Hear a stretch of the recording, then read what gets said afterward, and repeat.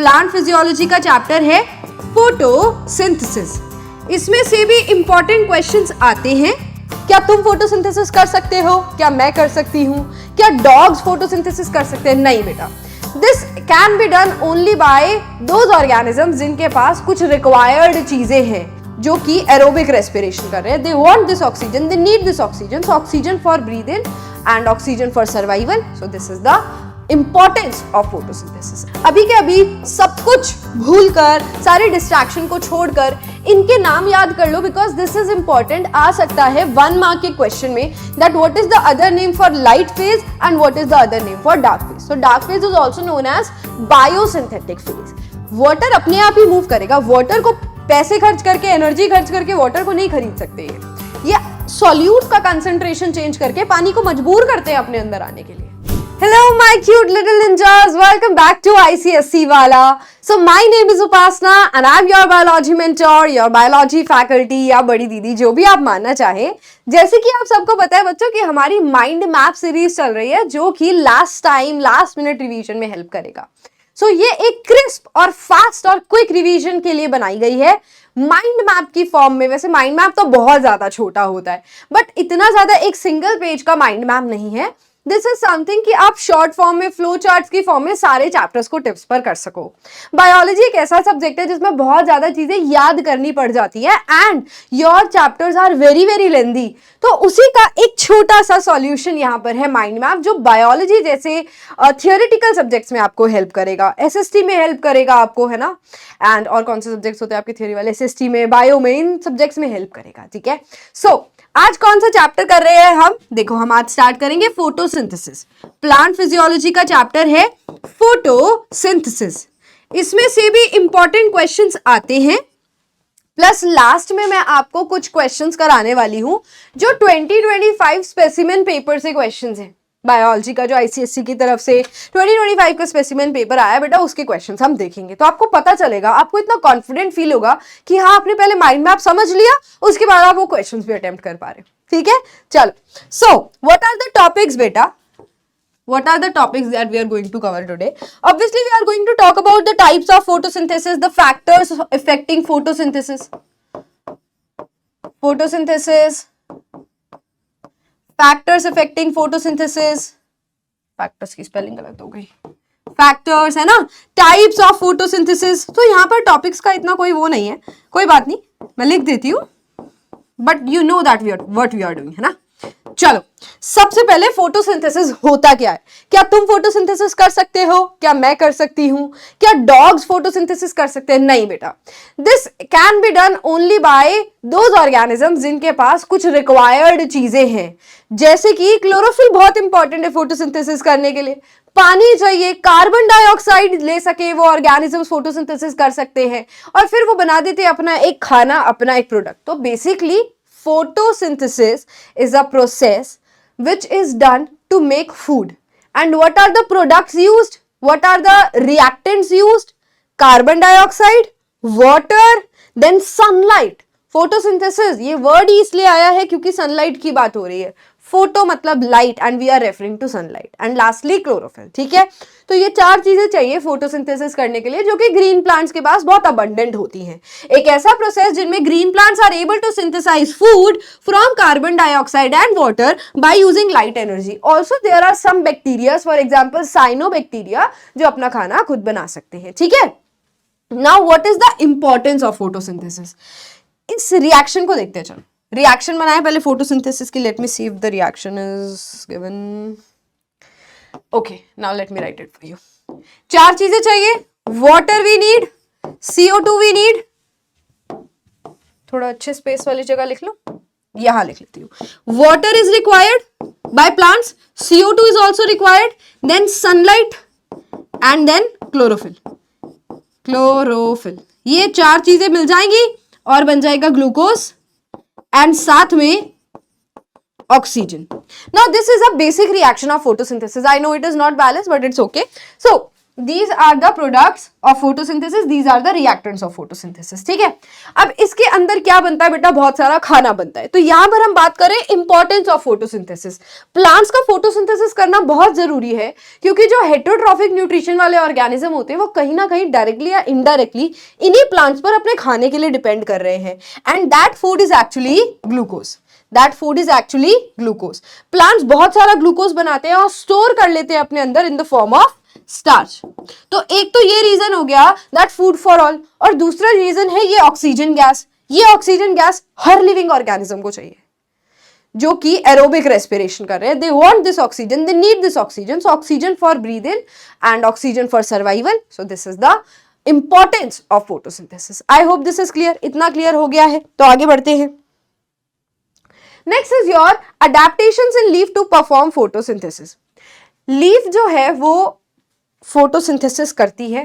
Plant में जो green part होता है वो फोटोसिंथेसिस करता है, रूट्स फोटोसिंथेसिस नहीं करती हैं। लीफ ही मेजरली फोटोसिंथेसिस कैरी आउट कर पाती है, या फिर स्टेम का पार्ट, यंग स्टेम होते हैं जो कि फोटोसिंथेसिस कर सकते हैं, वो भी ग्रीन कलर के होते हैं। Now green colour is because of chlorophyll, है ना। आओ एक बार बेसिक स्ट्रक्चर सीखते हैं हम लीफ का, कि वो फोटोसिंथेसिस कैसे कर सकता है। ये एक लीफ है बेटा, लीफ को काट कर जूम करके देखा, उसके अंदर अलग अलग तरीके के सेल्स हैं।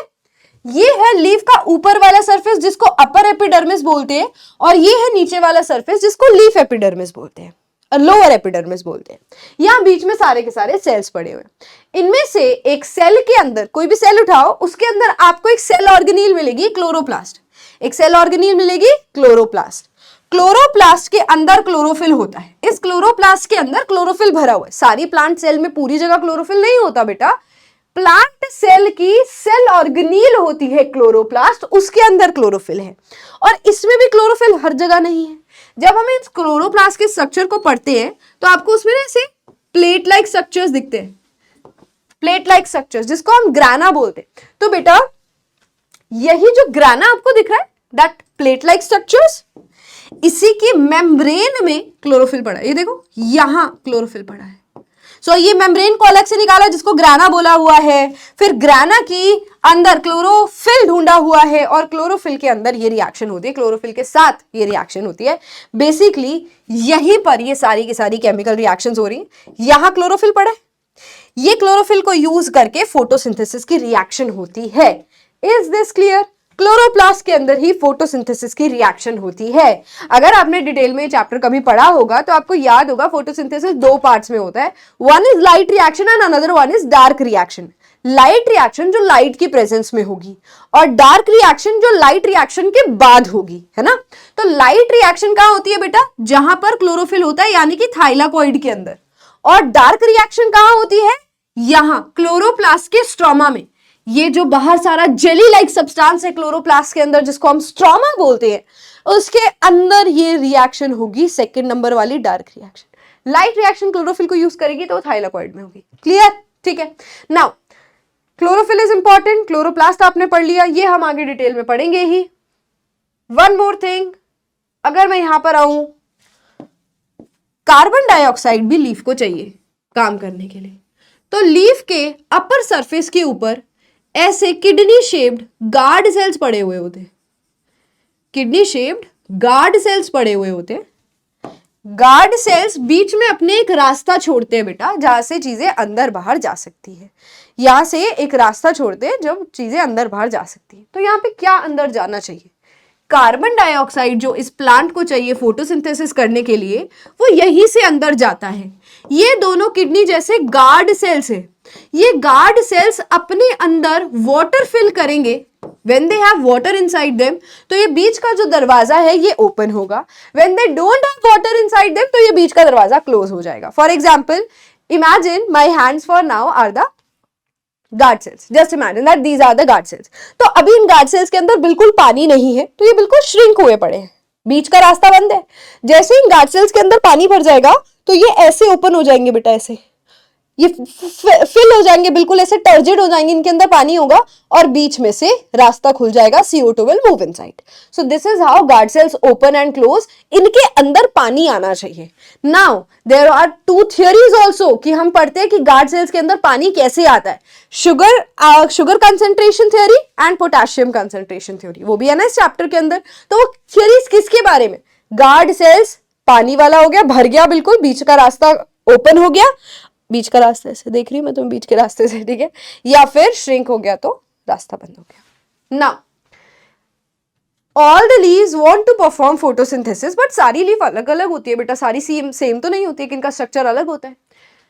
नाउ ज्यादा फोटोसिंथेसिस करने के लिए लीफ ने अपना सरफेस एरिया काफी बड़ा रखा हुआ है। लीफ का सरफेस एरिया आप देखते हो ना, बड़ा फैला हुआ होता है, लीफ होती तो पतली है, the breadth is very broad but height बहुत कम होती है लीफ की, it is like broader in surface, है ना, large surface area. Leaf enlargement, वही जो ज्यादा फोटोसिंथेसिस करना चाहती है लीफ, जिनकी रिक्वायरमेंट ज्यादा होती है, उनकी लीफ का सरफेस काफी बड़ा होता है। क्यूटिकल एंड अपर एपिडर्मिस, इसका मतलब क्या है, क्यूटिकल याद है, इसके ऊपर वाली पतली सी लेयर को हम क्यूटिकल बोलते हैं, फिर उसके ऊपर अपर एपिडर्मिस है। बेटा क्यूटिकल और अपर एपिडर्मिस काफी ज्यादा थिन होते हैं। थिन क्यूटिकल, जो प्लांट्स ज्यादा फोटोसिंथेसिस करना चाहते हैं उनका क्यूटिकल थिन होता है। देखो ट्रांसपिरेशन चैप्टर में हमने पढ़ा था कि डेजर्ट प्लांट्स का क्यूटिकल काफी थिक होता है, क्योंकि वो डेजर्ट में रहते हैं, तो जहां पर जो प्लांट रहता है वो अपनी रिक्वायरमेंट के हिसाब से अडेप्टेशन करता है बेटा। तो ये जो लीव्स हैं जो ज्यादा फोटोसिंथेसिस करना चाहती हैं या उनकी बॉडी में ज्यादा फूड बन सकता है, तो उनका क्यूटिकल बहुत ही थिन होगा, अपर एपिडर्मिस बहुत ही थिन होगा। Then comes numerous stomata, stomata ही है जो कि गार्ड सेल्स को अपने अंदर आने दे, जो पानी को अपने अंदर आने दे रहे हैं, वाटर को अपने अंदर आने दे रहे हैं, CO2 को अपने अंदर आने दे रहे हैं ना।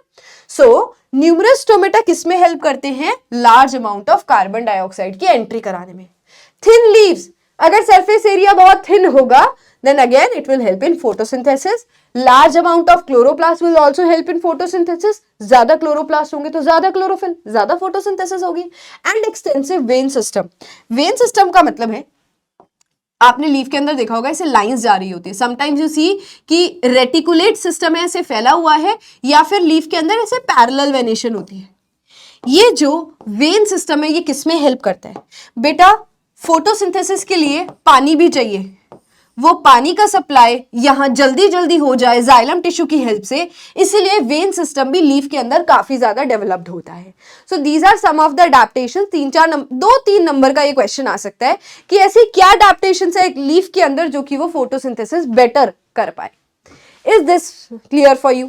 अगर इतना क्लियर है तो मुझे चाहिए कमेंट्स में ऑरेंज वाले हार्ट्स। वैसे अभी मत भेजना, जब तुम्हें पूरा लेक्चर समझ आ जाएगा ना तब भेजना। Now we are going to talk about the factors affecting photosynthesis. तो ये टॉपिक्स इंपॉर्टेंट है, इसलिए मैं आपको थोड़ा सा डिटेल में यहाँ पर पढ़ाने वाली हूँ। फोटोसिंथेसिस ज्यादा या कम किन वजह से हो सकती है, तो कुछ है एक्सटर्नल फैक्टर्स जो लीफ के ऊपर इफेक्ट डाल सकते हैं। What are those external factors बेटा? एक तो है लाइट की इंटेंसिटी। सुबह सुबह जब सूरज उगता है तो लाइट की इंटेंसिटी कम होती है, वहीं 12-1-2 बजे बहुत तेज धूप होती है एंड शाम होते होते लाइट इंटेंसिटी कम हो जाती है। जब सनलाइट धरती पर ज्यादा आ रही होगी तो टेम्परेचर भी ज्यादा होगा, तो temperature is also one of the factors जो फोटोसिंथेसिस पर फर्क डाल सकता है। Then carbon dioxide concentration, carbon dioxide एक इंपॉर्टेंट चीज है फोटोसिंथेसिस कराने के लिए, तो कार्बन डाइऑक्साइड ज्यादा या कम है उससे भी फोटोसिंथेसिस पर फर्क पड़ेगा। And lastly is your water content, पानी अगर इनफ मिल रहा है प्लांट को तो वो अच्छे से फोटोसिंथेसिस कर लेगा। So these factors effect photosynthesis externally. अब देखते हैं लाइट इंटेंसिटी और कार्बन डाइऑक्साइड कैसे इफेक्ट करता है। हम जनरली सोचते हैं कि बहुत ज्यादा लाइट होगी तो सनलाइट तो चाहिए फोटोसिंथेसिस के लिए, ज्यादा सनलाइट ज्यादा फोटोसिंथेसिस। बेटा बट ये काम तो करता है, यस, मोर सनलाइट तो मोर फोटोसिंथेसिस, यानी कि सुबह 8 बजे के कंपैरिजन में दोपहर के 12 या 1 बजे ज्यादा फोटोसिंथेसिस हो रहा होगा क्योंकि लाइट की इंटेंसिटी ज्यादा है, बट वो एक सर्टेन लिमिट तक ही एक्सीड करता है, इंक्रीज करता है, फिर स्टेबल हो जाता है बेटा। लाइट इंटेंसिटी काम करती है बट एक लिमिट तक काम करती है कि भाई देखो लाइट बढ़ रही है, फोटोसिंथेसिस बढ़ रहा है, फिर एक टाइम ऐसा आएगा कि फोटोसिंथेसिस यही रुक गई, लाइट बढ़ती जा रही है, फोटोसिंथेसिस रुकी हुई है, स्टेगनेंट हो जाती है। अब इसको हम ग्राफ में कैसे दिखाएंगे? Look at this graph. ये यहां पर फोटोसिंथेसिस का रेट दिखा रहा है और यहां पर लाइट इंटेंसिटी दिखा रहा है। तो जैसे जैसे लाइट इंटेंसिटी इंक्रीज हो रही है ऐसे ऐसे फोटोसिंथेसिस का रेट बढ़ रहा है। बट कहां तक बढ़ा बेटा, यहां तक बढ़ा। उसके बाद देखो ये बिल्कुल स्टेबल हो गया, उसके बाद ये बिल्कुल स्टेबल हो गया। इस सारी कंडीशन में कार्बन डाइऑक्साइड को भी देखा जाता है। जनरली हमारे नेचर में कार्बन डाइऑक्साइड का कंसंट्रेशन होता है 0.02%। अगर इतना कंसंट्रेशन कार्बन डाइऑक्साइड का मेंटेन है तो आपको कुछ ऐसा ही ग्राफ मिलने वाला है। अब आता है एक थोड़ा सा ट्विस्ट, एक थोड़ा सा चेंज। अगर हम थोड़ा सा कार्बन डाइऑक्साइड का परसेंटेज इंक्रीज कर दे, हम तो नहीं कर सकते बट इमेजिन कि 0.02 से कंसंट्रेशन 0.05% हो गया, कार्बन डाइऑक्साइड बढ़ गया, तो क्या उस पे भी, उसका भी कोई फर्क पड़ रहा है लाइट इंटेंसिटी और फोटोसिंथेसिस के रेट का? यस बेटा, देखो यहां पे CO2 सेम 0.02, बट अगर CO2 बढ़ गया तो यहां ये स्टेगनेंट तो होने वाली थी, बट CO2 बढ़ गया तो अब ये और एक बार जंप मारती है, और एक बार जंप मारती है। जैसे कि देखो ये है हमारी फोटोसिंथेसिस, ये है हमारी लाइट इंटेंसिटी, और यहां पर एक और तीसरा हाथ इमेजिन करो जो मेरे पास है नहीं अभी, यहां पर एक और कार्बन डाइऑक्साइड का फैक्टर इमेजिन करते हैं। तो ये कार्बन डाइऑक्साइड कितनी है? 0.02। ये पेन है फॉर एग्जांपल 0.02, तो ये 0.02 है, ठीक है। Now what will happen with photosynthesis and light intensity?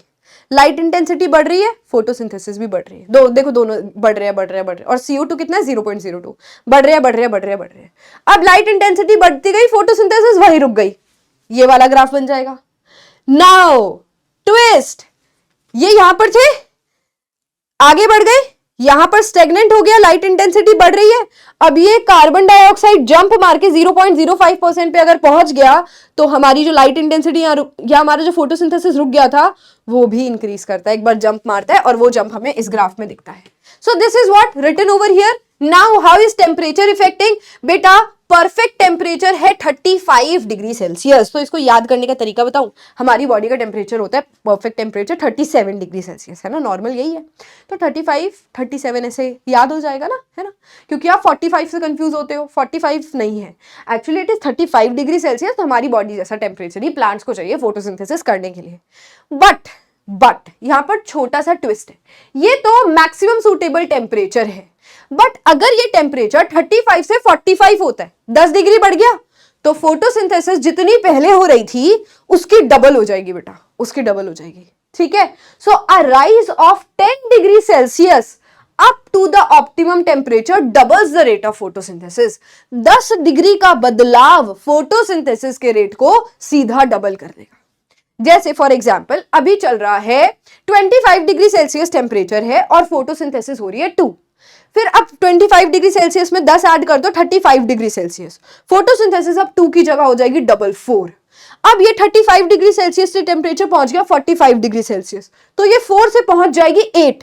तो with every rise of 10 degree Celsius there is a change in the rate of photosynthesis, it actually gets doubled। so यहां से आपका assertion reason का question आ सकता है, true false, या आपका fill in the blank वाला क्वेश्चन आ सकता है। I hope this is easy, आपके दिमाग में बैठ जाना चाहिए सब कुछ। yes, now let us talk about the water content। Water is the main ingredient for photosynthesis. जैसे पानी के बिना चाय नहीं बनती ना, ऐसे पानी के बिना फोटोसिंथेसिस भी नहीं होगा। तो वाटर इज इंपॉर्टेंट, तो अगर प्लांट्स के पास इनफ वाटर नहीं है तो फोटोसिंथेसिस नहीं कर पाते अच्छे से।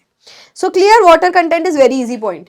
Now internal factors, chlorophyll, protoplasm and structure of leaf. ये एक सेल है, सेल के अंदर क्लोरोप्लास्ट होता है और क्लोरोप्लास्ट के अंदर क्लोरोफिल भरा है। तो क्लोरोफिल अगर ठीक से नहीं बन पा रहा है, क्लोरोफिल डैमेज हो जाता है बेटा अगर उसको सनलाइट ज्यादा मिले या सनलाइट कम मिले, ठीक है।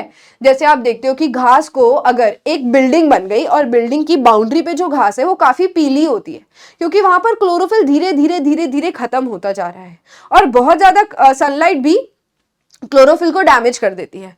तो सनलाइट का बराबर अच्छे अमाउंट में होना, ऑप्टिमम अमाउंट में होना क्लोरोफिल के लिए इंपॉर्टेंट है।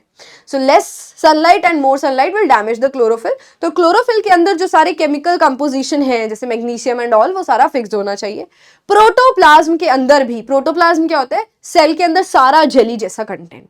अगर उस प्रोटोप्लाज्म के अंदर पानी की कमी है या फिर किसी मिनरल की डेफिशिएंसी हो गई तो वो भी फोटोसिंथेसिस पर इंपैक्ट करेगा। It is just like us. हमारे बॉडी के अंदर अगर किसी मिनरल की कमी हो गई है तो क्या हम ठीक से काम कर पाएंगे? नहीं कर पाएंगे ना। तो सेम प्लांट्स के सेल के अंदर अगर प्रोटोप्लाज्म में कुछ कमी हो गई तो वो ठीक से काम नहीं कर पाते। Last is your structure of leaf. तो लीफ का स्ट्रक्चर ऑल्सो इंपैक्ट, जैसे लीफ जो होती है वो ज्यादातर 90 डिग्री सेल्सियस 90 डिग्री टेम्परेचर पर होती है। ये सन है। लीफ कैसे होती है? लीफ ऐसे होती है ना, प्लांट के ऊपर ऐसे पड़ी हुई होती है, ऐसे बहुत सारी लीफ ऐसे ऐसे ऐसे ऐसे ऐसे ऐसे पड़ी हुई है। कोई लीफ ऐसे तो नहीं पड़ी बिल्कुल सीधी, है ना, ऐसे होती है या ऐसे होती है, because they are trying to maintain the angle. Sunlight जब आएगी तो वो उस पर फॉल करे 90 डिग्री पे, ठीक है, तो 90 डिग्री एंगल मेंटेन करती है हमारी लीफ। आगे आ जाओ। Now are the types of photosynthesis. There are two main types of photosynthesis. Types बोलना तो गलत है, steps of photosynthesis is the right thing.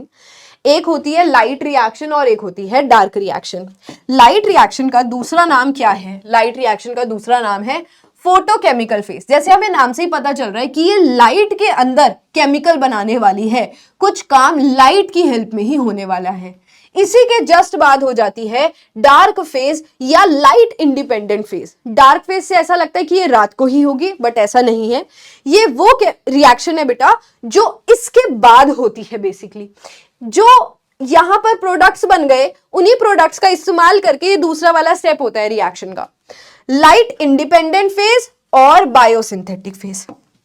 Light independent phase और बायोसिंथेटिक फेज। अभी के अभी सब कुछ भूलकर, सारे डिस्ट्रैक्शन को छोड़कर इनके नाम याद कर लो, बिकॉज दिस इज इंपॉर्टेंट। आ सकता है 1 मार्क के क्वेश्चन में that what is the other name for light phase and what is the other name for dark phase. So dark phase is also known as biosynthetic phase and light dependent phase is also known as photochemical phase. Done. Now what happens?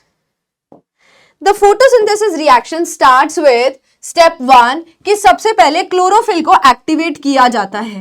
Chlorophyll सबसे पहले reaction start कराएगा। कैसे activate होगा? Sunlight की जब उसके ऊपर fall करेगी बेटा तो क्लोरोफिल एक्टिवेट हो जाता है, उसके अंदर इलेक्ट्रॉन्स के अंदर एनर्जी आ जाती है।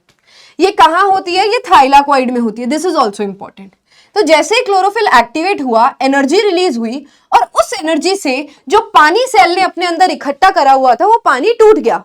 इसे को हम फोटोलाइसिस बोलते हैं। फोटो मतलब लाइट, लाइसिस मतलब टूटना। तो वाटर का ब्रेकडाउन हुआ with the help of light energy, और वो लाइट एनर्जी डायरेक्टली वाटर के ऊपर नहीं आई, क्लोरोफिल के एक्टिवेशन से आई। वाटर टूटा, किस में टूटा बेटा? 4 H+ आयंस निकल जाते हैं। 2 मॉलिक्यूल्स ऑफ वाटर जब ब्रेक होते हैं 4 H+ आयंस निकल जाएंगे और 4 इलेक्ट्रॉन्स निकल जाएंगे और ऑक्सीजन निकल जाएगी। This oxygen is very very important. ये रिएक्शन से ही आपको आगे का काम समझ में आएगा। इस रिएक्शन के बिना आगे की चीजें समझ नहीं आएंगी। ये तीनों प्रोडक्ट्स का कुछ ना कुछ हो रहा है। वाटर के टूटने से बहुत बड़ी कहानी स्टार्ट हो रही है। क्या कहानी है? देखो पहले तो इजी वाली कहानी, ये ऑक्सीजन जो निकल गई थी ना, इस ऑक्सीजन को हम इनहेल कर लें सारे ऑर्गेनिजम्स, तो ये ऑक्सीजन निकल गई। तो इसको पढ़े second point, the oxygen component is given out as molecular oxygen. This oxygen is used in respiration for leaf called as photo respiration. बेटा एक लीफ खुद भी तो ऑक्सीजन का इस्तेमाल करती है। हमने बचपन से पढ़ा है प्लांट CO2 लेते हैं, हम ऑक्सीजन लेते हैं बेटा। बट जब प्लांट्स रेस्पिरेशन करते हैं, प्लांट्स फोटोसिंथेसिस कर रहे हैं तो CO2 ही लेते हैं। बट जब प्लांट्स हमारी तरह रेस्पिरेशन कर रहे हैं, they also need oxygen just like us. So oxygen बनाया, खुद को भी देंगे यार ऑक्सीजन और सारी दुनिया को भी बांट देंगे, ठीक है। सो ऑक्सीजन ये एज इट इज निकल गई। अब इसके बाद आ जाओ 4 इलेक्ट्रॉन्स का क्या होगा और 4 H+ आयंस का क्या होगा। आपको याद हो या नहीं भी याद है तो मैं बता देती हूं। जो क्लोरोप्लास्ट है उसका जो जेल पड़ा हुआ है स्ट्रोमा, उस स्ट्रोमा के अंदर ना एनर्जी मॉलिक्यूल्स घूम रहे होते हैं, बट अभी वो बिना एनर्जी के हैं। जैसे कि घूम रहा होता है ADP और NADP, ये दोनों एनर्जी वाले मॉलिक्यूल्स हैं और ये वेट कर रहे होते हैं कि कब ये रिएक्शन खत्म हो, कब वाटर का ब्रेकडाउन हो और कब ये बिल्कुल ऐसे एनर्जी वाले मॉलिक्यूल्स बन जाए, ठीक है। सो ADP देखो कैसे याद रखेंगे, NADPH में जब बदल जाएगा, इसके साथ लास्ट में हाइड्रोजन ऐड हो जाएगा, तो बेटा इसके पास एनर्जी आ जाएगी, ये ज्यादा एनर्जी वाला मॉलिक्यूल बन जाएगा। तो ये सारे H जो दिख रहे हैं डायरेक्ट H आपको, ये NADP के साथ जोड़ दो। तो यहां क्या लिखा है देखो, NADP+ और इलेक्ट्रॉन्स प्लस H+, है ना। ये इसको कन्वर्ट कर देंगे NADPH में, और बीच में एंजाइम भी लगेगा बेटा, अच्छी बात है, एंजाइम सिलेबस में नहीं है, हमें करना नहीं है, एंजाइम के नाम नहीं याद करने। अब इन इलेक्ट्रॉन्स का क्या होगा, वो ADP घूम रहा था जो, तो वो ADP एक इस इलेक्ट्रॉन की वजह से एक इनऑर्गेनिक फॉस्फेट को अट्रैक्ट करके ATP में चेंज हो जाएगा। The electrons are used in converting ADP into ATP, energy ज्यादा किसमें, ATP में है, by adding one phosphate group. This process is called as phosphorylation. इसको याद कैसे करेंगे, देखो बेटा, ADP what is the full form, adenosine diphosphate, adenosine diphosphate, इसके अंदर 2 फॉस्फेट है बेटा, ये बनना चाहता है ATP, इसकी फुल फॉर्म क्या है, एडिनोसिन, T से ट्राई, P से फॉस्फेट, यानी कि इसके पास 2 फॉस्फेट है, इसके पास 3 फॉस्फेट है, ये फॉस्फेट लेकर ज्यादा एनर्जी वाला मॉलिक्यूल बन जाता है, ATP के पास ज्यादा एनर्जी है। इस प्रोसेस को बोलेंगे फॉस्फोराइलेशन। फॉस्फो यानी कि फॉस्फेट ग्रुप, जब कुछ ऐड हुआ है तो लेशन, तो फॉस्फोराइलेशन, या फिर इसको फोटोफॉस्फोराइलेशन भी बोलते हैं, क्योंकि ये लाइट रिएक्शन के बाद हुई है, लाइट की प्रेजेंस में हुई है, बिना लाइट के तो ये रिएक्शन होगी नहीं, so we call it photophosphorylation. ये दिखने में बहुत कॉम्प्लिकेटेड लग रहा है, but this is very easy and important also, कि what happens to the end products of photolysis. जब पानी टूटा तो उसके एंड प्रोडक्ट्स का क्या हुआ, ये हुआ, 3 चीजें हुई। Now comes to the dark reaction. Dark reaction अब आसान हो जाती है, क्योंकि डार्क रिएक्शन में काम है NADPH का और ATP का, क्योंकि ऑक्सीजन तो एज इट इज निकल गई थी मॉलिक्यूलर ऑक्सीजन बनके। ये NADPH और ATP बहुत एनर्जी वाले मॉलिक्यूल्स डार्क रिएक्शन को हेल्प कराते हैं। डार्क रिएक्शन में जो कार्बन डाइऑक्साइड था उसको फाइनली ग्लूकोज में चेंज करा देते। CO2 changes to C6H12O6 with the help of these energy molecules. ये होगी कहां बेटा, मैंने जैसे आपको बताया स्ट्रोमा के अंदर होती है, and carbon dioxide is converted into glucose, इसको कैल्विन साइकिल भी बोलते हैं। And what happens here, polymerisation. देखो क्या हुआ होगा, ग्लूकोज बनता गया, CO2 ग्लूकोज में चेंज हो गया बेटा, है ना, और बहुत सारा ग्लूकोज ऐसे लाइन बनाकर एक दूसरे के साथ जुड़ता गया into a starch molecule. This is known as polymerisation. ठीक है, when there is addition of all the glucose molecules to form starch, this is known as polymerization. Light and dark reaction done. I hope it is clear.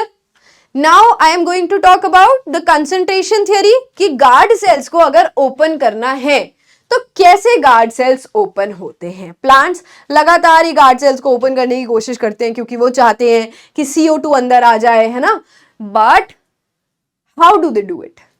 तो पहले तो आपको ये concept समझना पड़ेगा कि गार्ड सेल्स के अंदर टारगेट क्या है, किसी तरीके से गार्ड सेल्स के अंदर पानी आ जाए। अब वो पानी बेटा यहां आसपास के सेल्स से ले लेते हैं, यहां आसपास जो सेल्स पड़े हैं उनसे इनको पानी अपने अंदर खींचना है।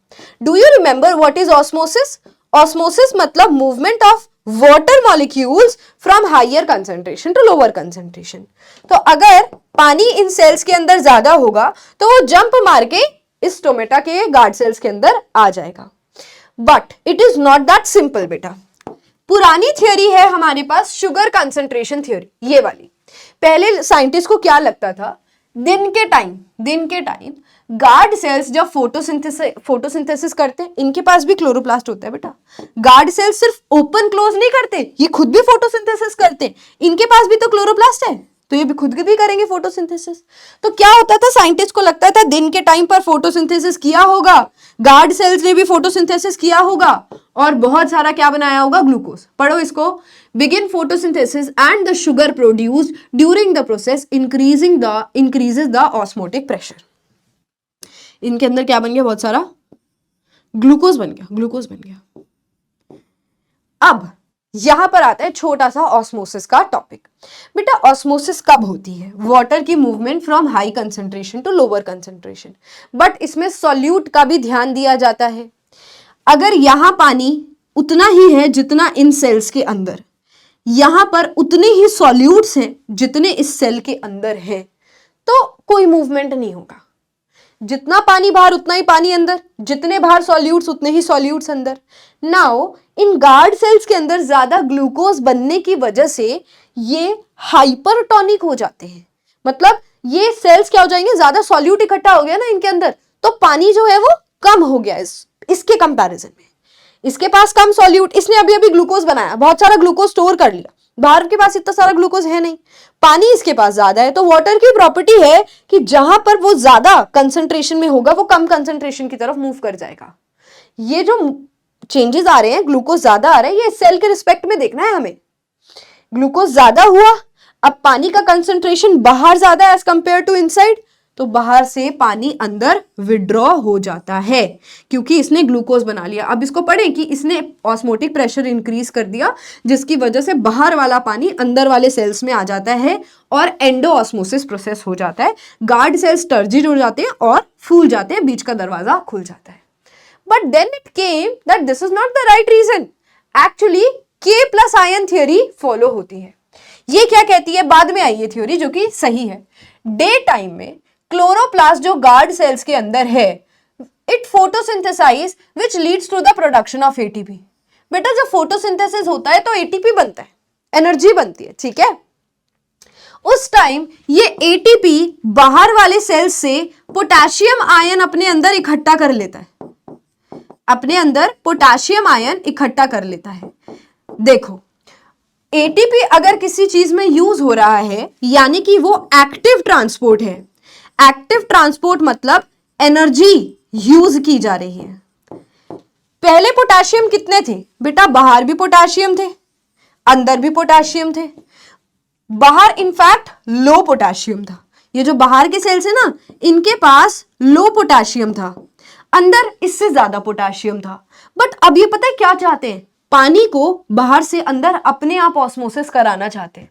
तो इन्होंने अपने अंदर सॉल्यूट का कंसंट्रेशन बढ़ा लिया। कैसे बढ़ाया, इन्होंने बाहर वाले सेल्स को बोला यार प्लीज मेरे से एटीपी ले ले, एनर्जी ले ले, और अपने पोटेशियम आयंस, मुझे पता है तेरे पास पोटेशियम आयंस तो कम है बट प्लीज यार मेरे को अपने पोटेशियम आयंस दे दे यार, क्योंकि मैं अपने अंदर पोटेशियम आयंस भर लूंगा तो पानी को लगेगा अरे अंदर पानी का कंसंट्रेशन कम, बाहर पानी का कंसंट्रेशन ज्यादा है, तो पानी रहा बहुत ही अच्छा इंसान है ना, तो वो बाहर से अंदर की तरफ जंप करके आ जाएगा और हो जाएगा endosmosis. This ATP is actively used to pump potassium ions. Potassium देखो ऑलरेडी लो है, कम से हाई जगह पर खींचना, ऑलरेडी कम से हाई जगह पर खींचना, एक्टिव ट्रांसपोर्ट, एनर्जी खर्च करनी पड़ेगी इसमें। तो पोटेशियम को यूज करके अंदर ऐड कराया जाएगा, वही प्रोसेस स्टार्ट हो जाएगा। फिर इन्होंने पहले ग्लूकोज रखा हुआ था अपने अंदर, पानी बाहर से अंदर की तरफ आ रहा था, यहाँ पे एक्चुअली में पोटेशियम आयन एनर्जी खर्च करके खींचते हैं अपनी तरफ और फिर वाटर मजबूर हो जाता है हाई कंसंट्रेशन से लो कंसंट्रेशन मूव करने में। So potassium, these are important theories. Okay बेटा आगे बढ़ते हैं। See these are the guard cells. Now this is the condition. यहां पर आपको गार्ड सेल कैसा दिख रहा है, प्लाज्मोलाइज, श्रिंक दिख रहा है, इसके गार्ड सेल्स बंद हो गए हैं, ठीक है। बाहर की तरफ अभी पोटेशियम आयंस घूम रहे हैं। फिर ये क्या करेगा, एनर्जी खर्च करके पोटेशियम आयंस को अपने अंदर खींच लेगा। ये रेड कलर के पोटेशियम आयंस है, इसने एनर्जी खर्च करके अपने अंदर पोटेशियम आयंस को खींच लिया या खरीद लिया एनर्जी खर्च करके, एंड फिर वाटर अपने आप एंटर कर गया by the process of endosmosis. क्योंकि ना देखो वाटर अपने आप ही मूव करेगा, वाटर को पैसे खर्च करके, एनर्जी खर्च करके वाटर को नहीं खरीद सकते। ये सॉल्यूट का कंसंट्रेशन चेंज करके पानी को मजबूर करते हैं अपने अंदर आने के लिए। आगे बढ़े, द थियरीज आर कंप्लीटेड। सो इसके अंदर जो वो है ना बेटा एक्सपेरिमेंट्स है वो हम माइंड मैप में इंक्लूड नहीं कर रहे हैं। Now this is the question from specimen paper. Define the term active transport, the movement of molecules from low concentration to high concentration by using energy is active transport. इसमें कुछ transpiration के questions भी है जो मैंने बाद में देखे। Name the structures through which transpiration and guttation occurs in a plant. So transpiration occurs through stomata और लीफ सरफेस और लेंटिसेल्स, है ना, और क्यूटिकल। हमने पढ़ा था 3 तरीके से ट्रांसपिरेशन हो रहा है, स्टोमेटल ट्रांसपिरेशन, क्यूटिकल ट्रांसपिरेशन और लेंटिकुलर ट्रांसपिरेशन। फिर गटेशन किससे हो रहा है, गटेशन वाज हाइड्रोथॉट्स की हेल्प से हो रहा है। पोर्स होते हैं लीफ की मार्जिन के ऊपर जहां पे पानी एज इट इज बाहर निकल जाता है। उसके बाद है how does the rate of transpiration differ when there is high temperature and high humidity.